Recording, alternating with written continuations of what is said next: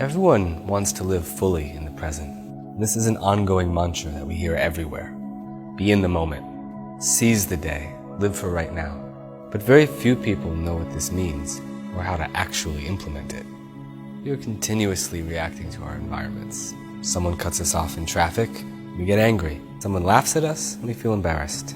Someone breaks our heart, we find ourselves plummeted into a season of despair. These reactions feel visceral, impossible to dodge or avoid. And there is a reason for this. Most of our emotional reactions have deep roots in the past. They're part of an emotional pattern that has been deepened over time. It gets strengthened when we repeatedly entertain an emotion, when we repeatedly react in the same old way. Every time I react with anger, I become more likely to choose anger as a first response. That anger is always just under the surface, just waiting to come out. With every emotional reaction that we have, we deepen that same underlying emotional trend.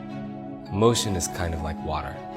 When water flows over the same ground, it slowly carves out a channel for itself. Eventually, it becomes a rushing river. As the riverbed becomes wider, the currents become stronger. When we react with anger or pain or shame over and over again, the more anger or pain or shame we draw into our lives, the currents become stronger. With every reaction, we're actually creating a blueprint for the future. We're creating a precedent or a template for how we're going to think or feel or behave the next time. And then, in the future, some external situation will come along and re-trigger that emotion yet again. If there was no anger already inside me, being cut off in traffic wouldn't frustrate me. If there wasn't any insecurity already ingrained in my psyche, then being laughed at wouldn't ruin my day. If there was no discomfort associated with being alone, then being single wouldn't feel like such an unconquerable inconvenience. We will never have full control over the circumstances in our lives, but we can learn to regulate our inner states so that our external circumstances don't have control over us. To do this, we need to address those deep impulses that orchestrate our emotional reactions. In fact, these impulses, which have their roots in the past, can actually be cleaned away through certain practices. But even if you adopt such a practice, that cleaning will still be a gradual process. In the meantime, we can also learn to become non-reactive to those deep impulses.